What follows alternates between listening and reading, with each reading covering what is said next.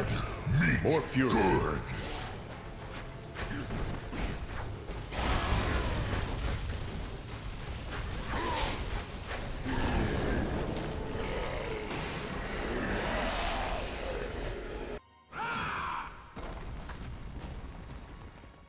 Am I alone here? Must I do this myself? So be it. Face me and repent your crimes. Need more time. That is what I have trained for. I need aid.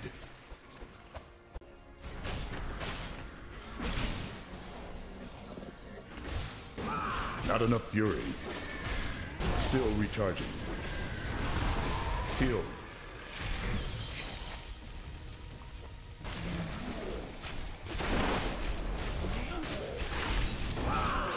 Need more time.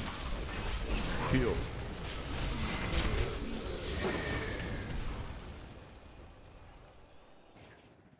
Thank the gods. Raider, at long. Thank you, champion. My servants are now free, but the curse over this place remains. Seek the warden at the dungeon center. Need more time.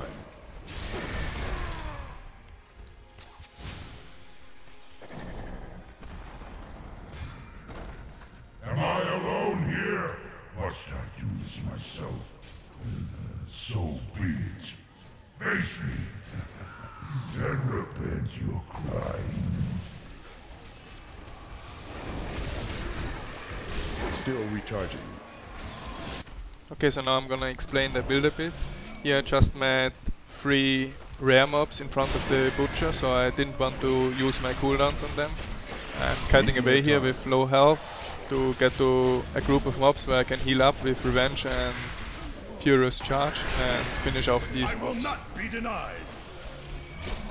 Against these Dark Berserkers you really need to watch when they are swinging, because it's pretty much a one-shot. But you can dodge it easily.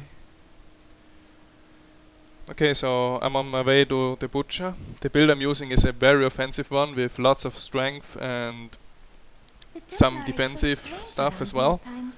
For the butcher I'm swapping to my two-hander, which is 1000 DPS, but unfortunately no stats. And yeah, I'm going at him then. Usually a butcher kill takes me around 20 seconds. Yeah.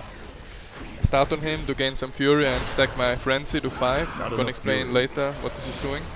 And use my Wrath of Berserker as soon as I have 50 fury. Then I follow it up with an Earthquake, and that's already enough to finish the butcher at Inferno. It's like 3 million HP in 20 seconds.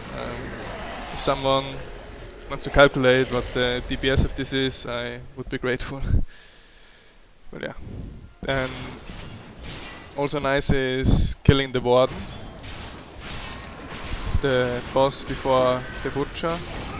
He usually has some rare mobs next to him, so I'm just deciding to kill them together with an Earthquake combo, and it doesn't even take the full duration of my Earthquake and they're already dead, because I have pretty nice offensive stats on my Barb. Then here's a group that I just decided to not use any cooldowns on. The damage of this spec is great even without using cooldowns. I mean, you see how fast they drop.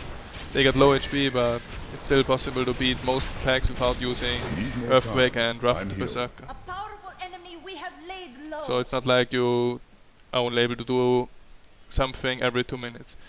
Yeah, last clip is another trash bag which I corner here and kill with Earthquake. Okay, so now I'm gonna explain the build I used in this video. Some pretty intense damage. And yeah.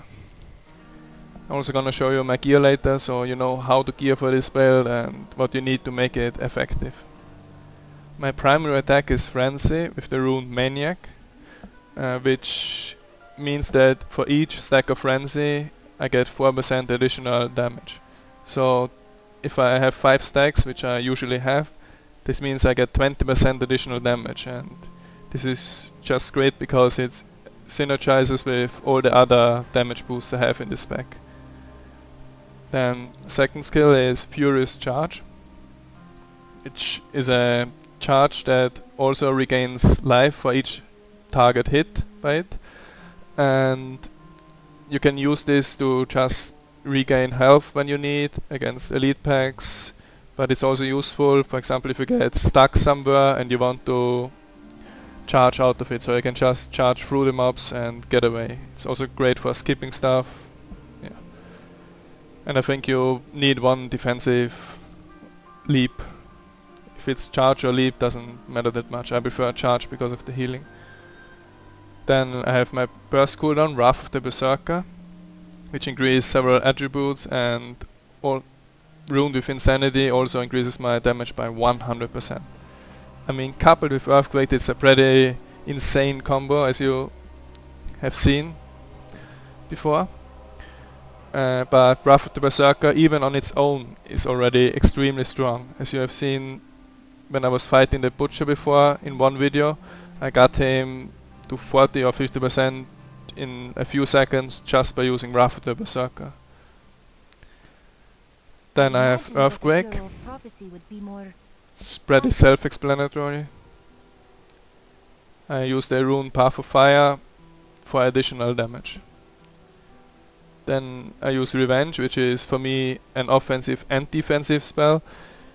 I'm using it with the rune that increases the chance for it to become active to 30%. I used the other rune before, which increases the healing to 8% per enemy hit, but after playing with both, I think this is the better one, because it's less RNG and you don't rely as much on it to proc. It's just proccing twice as much.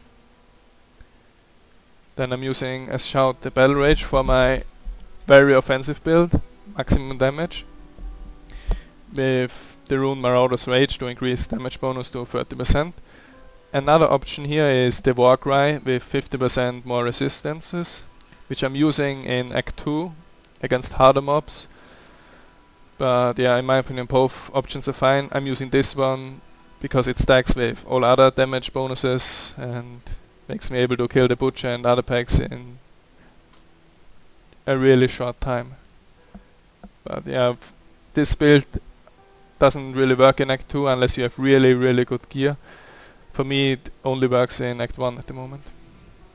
And in Act 2 I have to play more defensive. Same with the passive skills. In this build I'm using very offensive skills, Weapon Master, which increases my crit hit chance by 10%. That's also the reason why for this build maces and axes are the best weapon choice. Then I'm using Ruthless for additional crit hit chance and crit hit damage.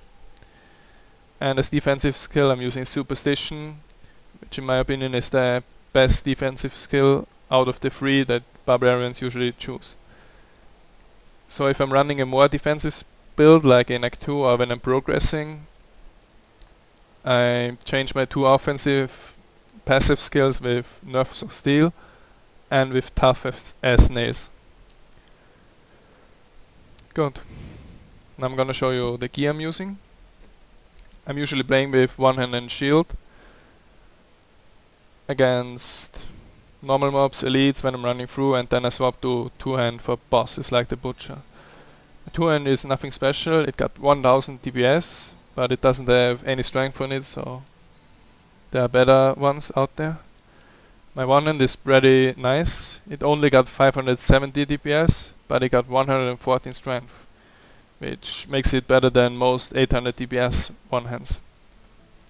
Shield is just resistance to all, which is the most important defensive stat. Really need to stack this. And yeah, my gear is pretty much strength, vitality, resistance all, and armor. For example, my boots are strength and vitality and magic find. My legs have lots of vitality, some resistance and strength. My rings are not that good, but this one has 15% attack speed, which is a pretty nice damage increase. Strength and vitality on the other one.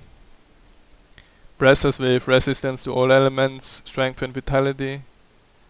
The belt with a lot of strength and resistance to all elements. It's blue, but it's still a really good belt for the offensive build. Then my gloves, I really like them. Vitality, 40 resist all, 15% attack speed, and crit hit damage increased by 20%. Chest is a very defensive item, but it has lots of vitality, 50 resistance all, and magic fine. Amulet, just straight 160 strength. Shoulders got lots of strength, vitality, 60 resistance all, and armor. And my helm got strength, 20% life, and armor. This is pretty much my offensive and almost my defensive gear. For the defensive gear I'm just changing the belt to one with vitality, the necklace to one with vitality, the ring to one with vitality, and the second ring to one with vitality as well. Yeah, that was my build and first Diablo 3 video. If you liked it, subscribe and see ya.